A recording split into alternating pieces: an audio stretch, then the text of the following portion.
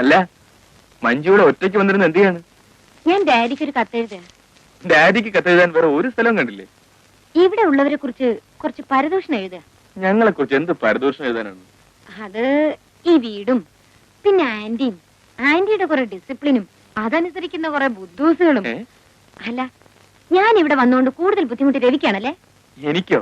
അതെ, രവിയുടെ ബെഡ്റൂം ഞാൻ അപഹരിച്ചില്ലേ? ഇപ്പം രവിക്ക് കിടക്കാനായിട്ട് ശരിയായ ഒരു സ്ഥലം പോലുമില്ല. അങ്ങനെയൊന്നുമില്ല. വീട്ടിലൊരു ഗസ്റ്റ് വന്നു കഴിഞ്ഞാൽ അവരെ അതിന്റേതായ വിധത്തിൽ ട്രീറ്റ് ചെയ്യണ്ടേ? ഫോർ എക്സാമ്പിൾ, ഞാൻ മഞ്ജുവിന്റെ വീട്ടിൽ വന്നു തന്നെ ഇരിക്കട്ടെ. മഞ്ജുവിന്റെ ബെഡ്റൂം എനിക്ക് ഒഴിഞ്ഞു തരില്ലേ? എന്റെ ബെഡ്റൂമിൽ ഞാൻ ഒരാളും കേട്ടിട്ടില്ല.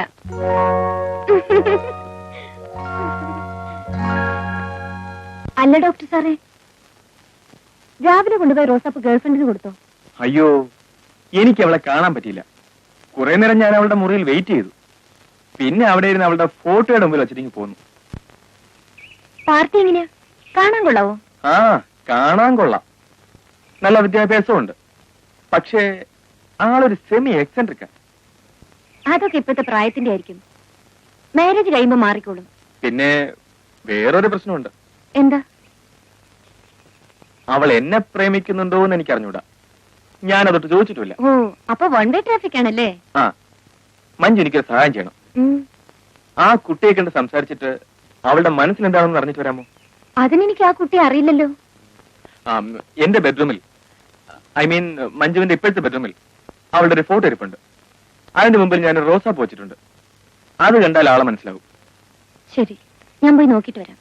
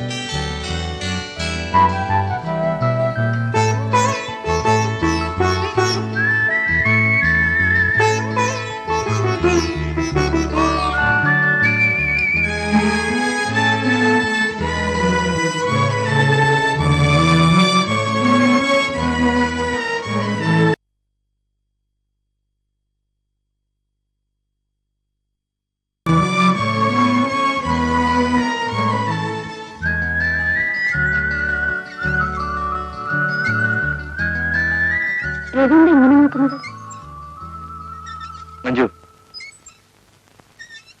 മഞ്ജുവിനോട് എനിക്കൊരു പ്രത്യേക കാര്യം ചോദിക്കാനുണ്ട്. അതിന് കൃത്യമായ ഒരു ആൻസർ കിട്ടണം. യെസ് ആയാലും നോ ആയാലും. കാര്യം എന്താണെന്ന് വെച്ചാ പറയൂ. ഞാൻ മഞ്ജുവിനെ വിവാഹം കഴിക്കാൻ ആഗ്രഹിക്കുന്നു.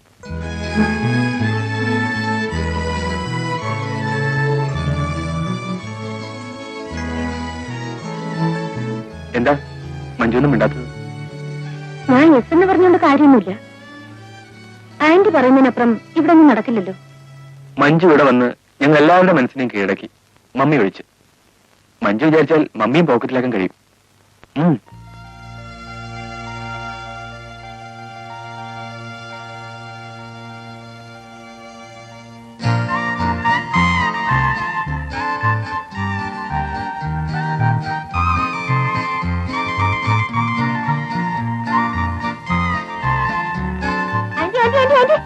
അയ്യോ സോറി ആന്റി, എവിടെയെങ്കിലും പുറത്തു പോകാൻ ഇറങ്ങുമ്പോ തിരിച്ചു വിളിക്കാൻ എനിക്കറിയാം. എന്നാലും എന്താ ആന്റി, ഞാൻ പറയുമ്പോ ആന്റി മണിയടിക്കാനാണെന്ന് വിചാരിക്കരുത്. I am very frank. വിശേഷങ്ങളൊന്നും വേണ്ട. എന്താണെന്ന് വെച്ചാൽ വേഗം ചോദിക്കേ. എനിക്ക് അല്പം തിരക്കുണ്ട്. ആന്റി, ആന്റിക്ക് തിരക്കുണ്ടെങ്കിൽ പോയി വന്നിട്ടായാലും മതി. എന്താണെങ്കിലും വേഗം പറയൂ. ഇത്രയും വലിയ വീട്ടിലെ എല്ലാവരുടെയും കാര്യങ്ങൾ ഒരു കുറവും കൂടാതെ ഇത്ര ഭംഗിയായി നോക്കിക്കൊണ്ടുപോകാൻ ആന്റിയെ കൊണ്ട് എങ്ങനെ കഴിയുന്നു? അതായത് ആന്റിക്ക് അങ്കിളുടെ കാര്യം നോക്കണം, വീട് വൃത്തിയായി സൂക്ഷിക്കണം, എല്ലാവരും ഡിസിപ്ലിൻ മെയിൻറ്റെയിൻ ചെയ്യുന്നുണ്ടോ എന്ന് നോക്കണം. ഇതെല്ലാം പോയിട്ട് ഫിലിം സെൻസറിങ്ങിനും പോകണം. ഇതിനൊക്കെയുള്ള എനർജി ആന്റിക്ക് ഇത് എവിടുന്ന് കിട്ടുന്നു? ഞാൻ ആവശ്യത്തിന് മാത്രമേ സംസാരിക്കാറുള്ളൂ, അതുകൊണ്ടാ. എന്റെ മണിയുടെ ഫലിച്ചില്ലല്ലോ. മതി മോളെ പറിച്ചത്. നീ ഇങ്ങനെ പറിച്ചു പറിച്ച് എന്റെ തല മുട്ടയാക്കും.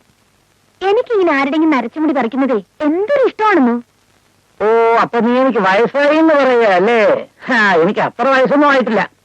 വീട്ടിൽ ഡാഡിയുടെ മുടി പറിക്കാന്ന് വെച്ചാ ഒരു രക്ഷയില്ല.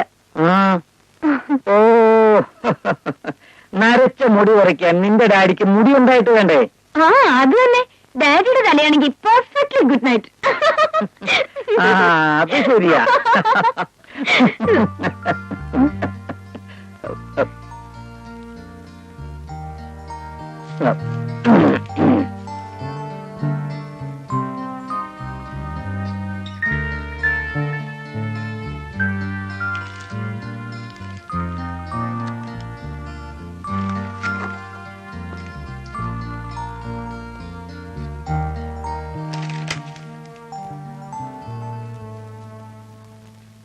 പത്മാവതി, എന്താ മഞ്ജു നല്ല മിടുക്കിയല്ലേ? എന്താ ഇങ്ങനെ തോന്നാൻ? അല്ല, അവളെ നമ്മുടെ രവിയെ കൊണ്ട് വിവാഹം കഴിപ്പിച്ചാലോ? അവനിങ്ങനെ പറഞ്ഞു? ഇല്ലില്ല, അവളെ കണ്ടപ്പോ എനിക്കങ്ങനെ തോന്നി. എനിക്കങ്ങനെ തോന്നിയിട്ടില്ല. അവൻ വിവാഹം കഴിച്ചുകൊണ്ട് വരുന്ന പെണ്ണിനെ ഫാഷൻ പരീഡ് നയിക്കാൻ വല്ല ഉദ്ദേശമുണ്ടോ? ഇല്ലല്ലോ. അടക്കോ ഒതുക്കോ ഒരു പെണ്ണിനെയാണ് ഇവിടെ ആവശ്യം. ഇങ്ങനെയുള്ള പെൺകുട്ടികൾ അവരുടെ സ്വന്തം കാര്യങ്ങൾ മാത്രമേ നോക്കുകയുള്ളൂ. യൂസ്ലെസ്.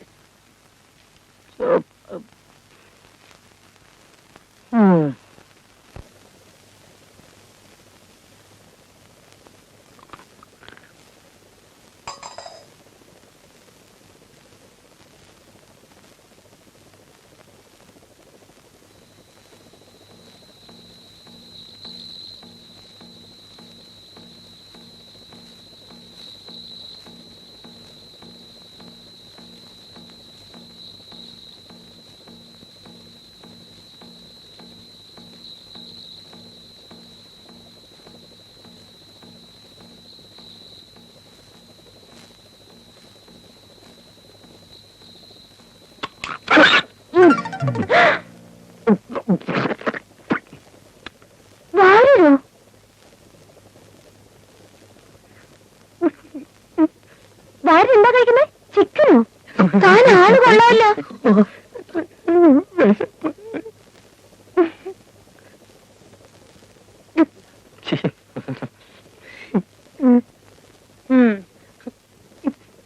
താനല്ലേ പറഞ്ഞത് ഈ വീട്ടിൽ മത്സ്യമാംസം വെക്കത്തില്ലെന്ന്? എന്നിട്ട് താനെന്താ കഴിക്കുന്നത്? ഞാൻ ആന്റിയോടും ചോദിക്കട്ടെ. എന്റെ പൊന്നു, ചതിക്കരുത്. ഇക്കാര്യം പുറത്ത് ആരോടും പറയരുത്. അല്ല, ഇതെന്താ വെന്തിങ്ങയോ? ഇതാരുടെ? എന്റെ. സത്യം പറയണോ, താനാരാ? പറയാ, ഞാൻ വാര്യരല്ല, സത്യക്രിസ്ത്യാനിയാ. പേര് വക്കച്ചൻ, വീട് നരണം. ക്രിസ്ത്യാനിക്ക് എങ്ങനെ നായർ വീട്ടിൽ ജോലി കിട്ടും? ഒരു ജോലി കിട്ടാൻ വേണ്ടി ഞാൻ പകല് വെന്തിങ്ങ ഊരി വെച്ച് പൂണൂലിടും.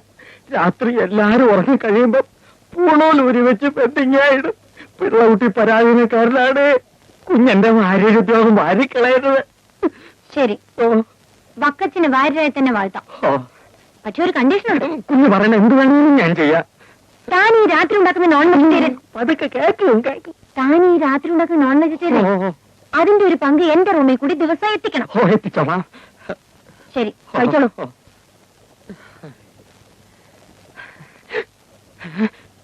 കുഞ്ഞേ, എന്താടോ? എന്റെ ചിക്കനും വെന്തിങ്ങും കൊച്ചമ്മ അറിയരുതേ. ഇല്ല.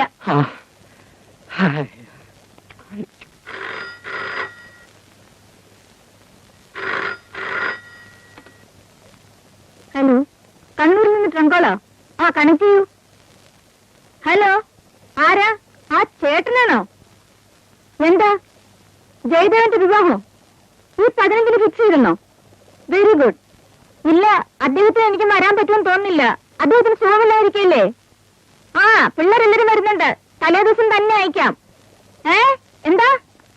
ആ, ഇവിടെ എല്ലാവർക്കും സുഖം തന്നെ. എന്നാ വെക്കട്ടെ. ശരി. കണ്ണൂരിൽ നിന്ന് ചേട്ടനാ. ഈ 15-ാം തീയതി ജയദേവന്റെ വിവാഹമാണെന്ന്. അവൻ കുറെ നാളായാലും പെണ്ണ് കാണാൻ തുടങ്ങിയിട്ട്. ആരൊക്കെയാ മമ്മി പോകുന്നത്? ഡാഡി ഞാനും വരുന്നില്ല. നിങ്ങൾ എല്ലാവരും പോയാ മതി. അപ്പോ മമ്മി വരുന്നില്ലേ? ഇല്ല, ഡാഡിക്ക് സുഖമില്ലായിരിക്കുമ്പോ ഞാനെങ്കിലും ഇവിടെ വേണ്ടേ? ആ, പിന്നെ ടിക്കറ്റ് നേരത്തെ തന്നെ ബുക്ക് ചെയ്തേക്കണം. വെക്കേഷൻ ടൈമാ, റഷ് കാണും. ശരി. നിങ്ങളെല്ലാം എവിടേക്കാ? ഫാക്ടറിയിലേക്ക്. നിങ്ങൾ ഫാക്ടറിയിലേക്കാണോ? അല്ല, അന്നകത്തേക്ക് പോയിക്കോളൂ. ഞങ്ങൾ ആ. ഞങ്ങള്